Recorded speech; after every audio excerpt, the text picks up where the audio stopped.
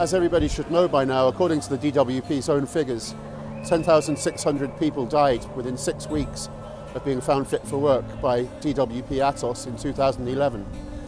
Since then, the government have refused to carry on collecting figures. Disabled people are being annihilated by this government. A couple of weeks ago, it was announced that a guy called Mark Wood from Oxford had starved to death after being found fit for work by Atos. Recently, a guy with schizophrenia threw himself off the Forth Road Bridge just outside of Edinburgh.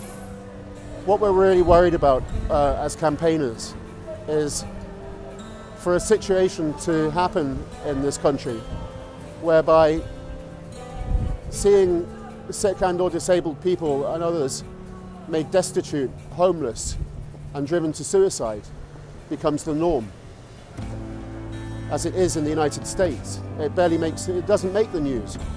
We're finding it increasingly difficult to get mainstream news coverage of this Holocaust that is happening to disabled people today.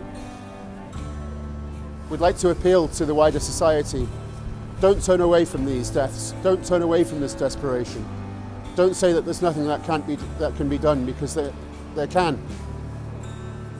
It's necessary now that everyone speak out about the severe harm that's being done to sick and disabled people's lives. Scotland is a country that strongly values social solidarity. We don't buy into the narrative that's peddled by the Daily Mail and the Sun here.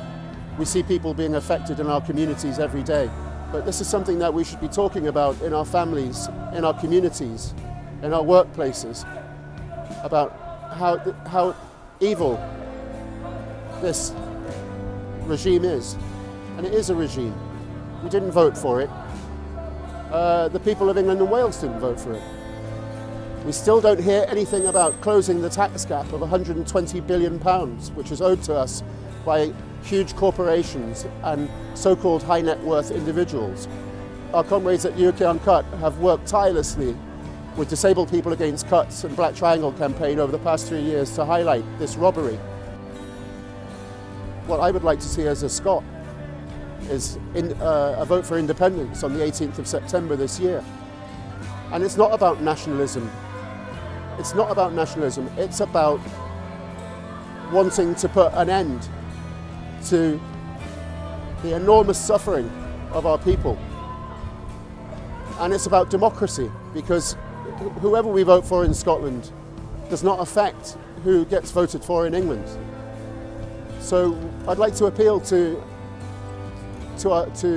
people in England and Wales to support our bid for independence, because this is the surefire way that we can be rid of Tory ideology and policies in Scotland.